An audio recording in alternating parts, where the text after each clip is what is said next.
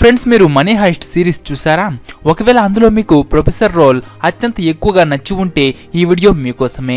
ఎందుకంటే ఈరోజు ఈ వీడియోలో నేను మీకు ఒకరు ఇద్దరు కాదు 5గురు ఎటువంటి దొంగలను చూపిస్తాను. అంటే వాళ్ళ గురించి తెలుసుకున్న తర్వాత మీ నోటి నుంచి వీళ్ళ మీద కూడా ఒక మూవీ తీసింటే బాగుండు కదా అని అనిపిస్తుంది.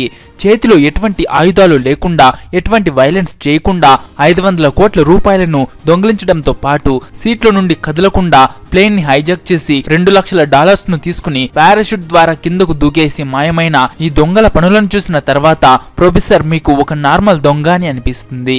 అందువల్ల లేట్ చేయకుండా మన వీడియోని స్టార్ట్ చేసేద్దాం పదండి. అయితే అంతకంటే ముందు మన ఛానల్ 1 మిలియన్ సబ్స్క్రైబర్స్ కు దగ్గరలో ఉంది. ఇంకా మన ఛానల్ ను ఎవరైనా సబ్స్క్రైబ్ చేసుకోకపోయింటే ఇప్పుడే సబ్స్క్రైబ్ చేసుకునేసి పక్కన వచ్చే బెల్ ఐకాన్ కూడా యాక్టివ్ చేసుకోండి.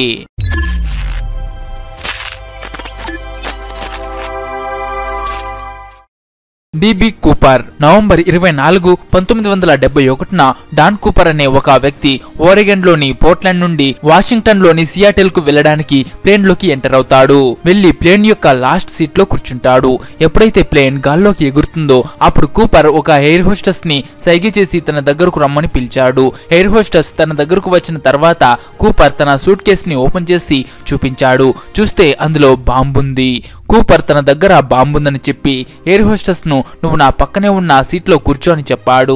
దాని తర్వాత కూపర్ ఏదైతే చేశాడో అది అమెరికా చరిత్రలో ఇప్పటి వరకు సాల్వ్ కానటువంటి ప్లేన్ హైజాకింగ్ ప్లాన్. కూపర్ అలాగే సీట్ లో కూర్చునే ఎంతో ఇంటెలిజెన్స్ తో ఒక పేపర్ మీద తన మెసేజ్ ని రాసి కాక్పిట్ లోని పైలట్స్ కు చేరవేర్చాడు. తన దగ్గర ఆ బాంబు ఉందని, ఏదైనా ఎక్స్ట్రాలు చేస్తే బాంబ్ బ్లాస్ట్ చేస్తా అని, అందరూ నిశ్శబ్దంగా తనకు కోఆపరేట్ చేయాలని, అలాగే $2 లక్షల ఇవ్వాలని అడిగాడు.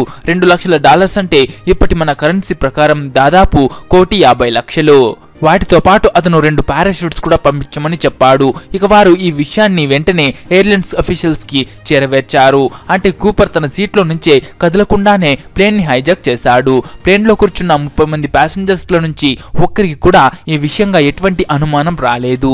ఇక సియాటెల్ లో ప్లేన్ ను ఆపి అతనికి $2 లక్షల మరియు 2 పారాషూట్స్ ఇవ్వడం జరిగింది. ఇక దానితో అతను ప్లేన్ లో ఉన్న ప్యాసింజర్స్ అందరిను విడిచిపెట్టాడు. అయితే ప్లేన్ లో ఉన్న ఎవరికి కూడా వాళ్ళు హైజాక్ అయ్యామన్న విషయం తెలియదు. వాళ్లకు ఏదో ప్లేన్ లో టెక్నికల్ ప్రాబ్లం వల్ల ప్లేన్ డిలే అవుతోందని చెప్పారు. తర్వాత కూపర్ డిమాండ్ ప్రకారం ప్లేన్ లో ఫ్యూయల్ ని ఫిల్ చేయడం జరిగింది. ప్లేన్ ను మళ్ళీ పైకి తీసుకువెళ్లమని కూపర్ చెప్పాడు. ఇక క్రూ మెంబర్స్, పైలట్స్ కాకుండా ప్లేన్ లో ఇప్పుడు కేవలం కూపర్ మాత్రమే ఉన్నాడు. ఇక అతను గాల్లోనే డబ్బు బ్యాగ్ ని తన నడుముకు కట్టుకుని పారాషూట్ తో కిందకు దూకేశాడు. ప్లేన్ ఎప్పుడైతే ఎయిర్పోర్ట్ కి తిరిగి వచ్చిందో అప్పుడు అక్కడికి లోకల్ పోలీసులు మరియు గార్డ్స్ ప్లేన్ ని 4 వైపులా చుట్టుముట్టేశారు. ఎందుకంటే వాళ్ళకి కూపర్ ఆల్రెడీ ప్లేన్ లో నుంచి కిందకు దూకేశాడన్న విషయం తెలియదు. ఈ ప్లేన్ హైజాకింగ్ తర్వాత కూపర్ గురించి ఇప్పటి వరకు తెలుసుకోవడం జరగలేదు. ఈ ఇన్సిడెంట్ తర్వాత FBI కూపర్ పారాషూట్ తో కిందకు దూకి చనిపోయి ఉంటాడని చెప్పారు. కానీ 24 సంవత్సరాల వరకు కూడా వాళ్ళు ఈ కేసుని ఓపెన్ గానే ఉంచారు. అంటే వాళ్ళు అబద్ధం చెప్తున్నారని క్లియర్ గా అర్థమవుతోంది. కూపర్ యొక్క ఈ వింతైన హైజాకింగ్ ప్లాన్ అనేది హిస్టరీలోనే అత్యంత షాకింగ్ ఇన్సిడెంట్ గా మారింది. సొసైటీ జనరల్ బ్యాంక్ హైస్ట్ 1976లో ఫ్రాన్స్లోని అత్యంత పెద్ద బ్యాంక్ సొసైటీ జనరల్ బ్యాంక్ ని 2 రోజుల హాలిడే తర్వాత ఎప్పుడైతే ఓపెన్ చేయడం జరిగిందో అప్పుడు బ్యాంక్ వర్కర్స్ బ్యాంక్ లోపలికి ఎంటర్ అవ్వగానే వాళ్ళ గుండెలు ఆగిపోయాయి. ఫ్రాన్స్లోని ఈ అత్యంత పెద్ద బ్యాంకుకి 24 గంటలు సెక్యూరిటీ ఉన్నప్పటికీ బ్యాంకులోని 400 లాకర్స్ ను దోచుకెళ్లారు. బ్యాంక్ వర్కర్స్ ఎంత మొత్తం పోయింది అనేది లెక్కించిన తర్వాత వాళ్ళకి అది 60 మిలియన్ల ఫ్రాన్స్ అన్న విషయం తెలిసింది. అంటే 500 కోట్ల రూపాయలు. ఇది ఫ్రాన్స్ చరిత్రలో అత్యంత పెద్ద దొంగతనం. దానితో పాటు దొంగలు బ్యాంకులో దొంగతనం చేసిన తర్వాత అక్కడ గోడ మీద ఒక మెసేజ్ ని కూడా రాశారు. ఎటువంటి వెపన్స్ లేకుండా, ఎటువంటి వైలెన్స్ లేకుండా మేము దొంగతనం చేశాము అని రాశారు. ఫ్రాన్స్ లోని పెద్ద పెద్ద పోలీస్ ఆఫీసర్స్ అసలు ఈ దొంగతనం ఎలా చేశారా అని ఆశ్చర్యపోయారు. ఈ సీక్రెట్ గురించి దొంగలు వాళ్ళు రాసినటువంటి ఒక బుక్ లో రాశారు.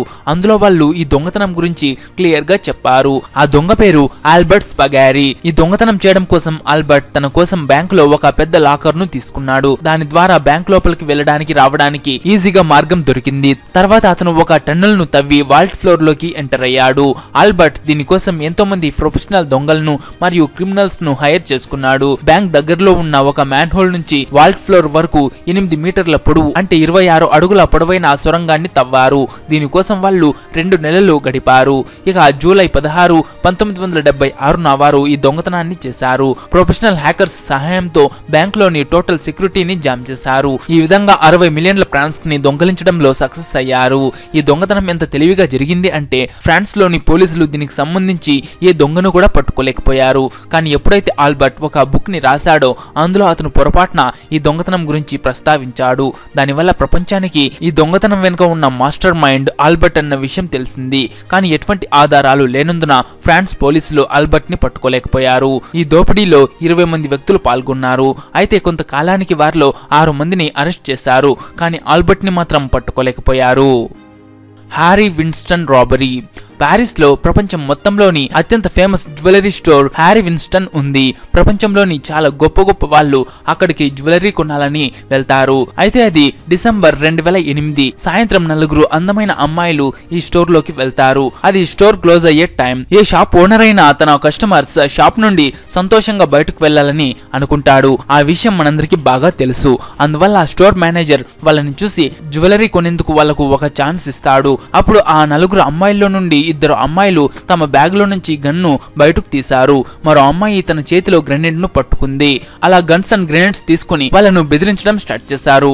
అప్పుడు స్టోర్ వర్కర్స్ మరియు ఆ స్టోర్ ఓనర్ కి వాళ్ళ స్టోర్ లో దొంగతనం జరగనుందన్న విషయం అర్థమవుతుంది. అయితే ఇక్కడ ఆశ్చర్యపరిచే విషయం ఏంటంటే వాళ్ళు అమ్మాయిలు కాదు, మగవాళ్ళు. మగవాళ్లే అమ్మాయిలాగా డ్రెస్ వేసుకుని విగ్ పెట్టుకుని దొంగతనానికి వచ్చారు. ఈ హ్యారీ విన్స్టన్ స్టోర్ లోకి ఎవరో నార్మల్ దొంగలు ఎంటర్ అవ్వలేదు. వాళ్ళు పింక్ ప్యాథర్ గ్యాంగ్ కి సంబంధించిన వాళ్ళు ప్రపంచం మొత్తంలో $12 కోట్ల ను దొంగలించారు. వీళ్ళు హ్యారీ విన్స్టన్ స్టోర్ నుంచి ఎటువంటి కలెక్షన్ ని దొంగలించారు అంటే వాటి ఖరీదు 811 కోట్ల రూపాయలు. ఈ దొంగతనం తర్వాత ఈ గ్యాంగ్ కి సంబంధించి ఎవ్వరు ఒక్కరు కూడా దొరకలేదు. వాళ్ళు ఎక్కడికి వెళ్లారు, ఏమయ్యారు అన్న ఆచూకీ తెలియలేదు ఇప్పటికీ కూడా. Japan cyber heist. ప్రపంచం ఎంత మోడర్న్ గా అవుతూ ఉందో దొంగలు కూడా అంతే హైటెక్ గా అవుతూ పోతున్నారు. టన్నెల్స్ ను తవ్వి గన్తో బెదిరించి దొంగతనాలు చేసే రోజులు పోయింది. ఇప్పటి దొంగలు చాలా స్మార్ట్ గా అయ్యారు. ఇప్పుడు వాళ్ళు హార్డ్ వర్క్ కాదు, స్మార్ట్ వర్క్ చేస్తున్నారు. దానికి ఒక మంచి ఎగ్జాంపుల్ ఇప్పుడు చెప్తా చూడండి. అది నవంబర్ 2009 కొంతమంది hackers SpyEye, Zeus, the butterfly bot లాంటి హ్యాకింగ్ మాల్వేర్ సహాయంతో 30 దేశాల కంటే కూడా ఎక్కువ దేశాలను దోపిడీ చేశారు. ఈ హ్యాకర్స్ కేవలం ఈ మాల్వేర్స్ ని యూజ్ చేసి బ్యాంక్ అకౌంట్స్ ని ఖాళీ చేయడమే కాకుండా ఎన్నో ఏటీఎంస్ ని కూడా హ్యాక్ చేసి ఖాళీ చేశారు. ఈ హ్యాకర్స్ మొట్టమొదట రష్యాని వాళ్ళ వేటగా మార్చుకున్నారు. తర్వాత జర్మనీ, చైనా మరియు అమెరికా లాంటి దేశాలను దోపిడీ చేయడం స్టార్ట్ చేశారు. ఇందులో చాలా మొత్తంలో బ్యాంక్స్ ను దోపిడీ చేశారు, అది కూడా హ్యాక్ చేసి. అందువల్ల మొదట్లో దొంగల గురించి ఈ విషయం ఎవరికీ తెలియలేదు. అయితే తర్వాత 2014లో ఈ స్పైఐ మాల్వేర్ ను డెవలప్ చేసిన హ్యాకర్ అలెగ్జాండర్ ఆండ్రివిచ్ ని మరియు తన ఫ్రెండ్ ను పట్టుకునేశారు. వీళ్ళకి 24 సంవత్సరాల 6 నెలల జైలు శిక్ష విధించారు. ఈ మాల్వేర్ ను అమ్మి వీళ్ళిద్దరూ కోట్ల రూపాయలు సంపాదించారు. వీళ్ళు ఎవరికైతే ఈ మాల్వేర్ ని అమ్మారో వాళ్ళు కూడా కోట్ల రూపాయలను దోపిడీ చేశారు. రిపోర్ట్స్ ప్రకారం ఈ దోపిడీ $500 మిలియన్ల కంటే కూడా ఎక్కువగా ఉంది.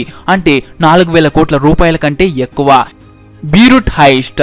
1976లో బీరూట్ లోని the British bank of the Middle East లో జరిగిన ఈ దొంగతనం చాలా డిఫరెంట్. దొంగలు బ్యాంక్ లోపలికి ఎంటర్ అవ్వడానికి మొదట ఒకదాని తర్వాత ఒకటి ఎన్నో గ్రెనేడ్స్ ని బ్లాస్టింగ్ చేశారు. తర్వాత 2 రోజుల వరకు బ్యాంక్ లోపలే ఉండి 3 ట్రక్కుల్లో డబ్బును నింపుకుని పరారీ అయ్యారు. ఆ టైంలో బ్యాంక్ లో ఉన్నటువంటి వర్కర్స్ వాళ్ళకి ప్రొటెక్షన్ గా పనిచేశారు. ఈ అమౌంట్ మొత్తం 2,50,00,000 పౌండ్స్. అప్పటి వాల్యూనే మన కరెన్సీ ప్రకారం 268 కోట్లు. మరి ఇప్పుడు చూసుకుంటే 1700 కోట్ల కంటే ఎక్కువే ఉంటుంది. ఇప్పటి వరకు దీనికి సంబంధించి డబ్బులు రికవరీ అవ్వలేదు మరియు ఈ దొంగతనం చేసిన వాళ్ళ గురించి ఎటువంటి ఇన్ఫర్మేషన్ కూడా తెలియలేదు. ఇది హిస్టరీలో జరిగిన ఎంతో భయంకరమైన దొంగతనం. సో ఫ్రెండ్స్, చూసారు కదా ఈ వీడియో మీకు నచ్చింటే ఒక లైక్ చేసి మీ ఫ్రెండ్స్ కు తప్పకుండా షేర్ చేయండి.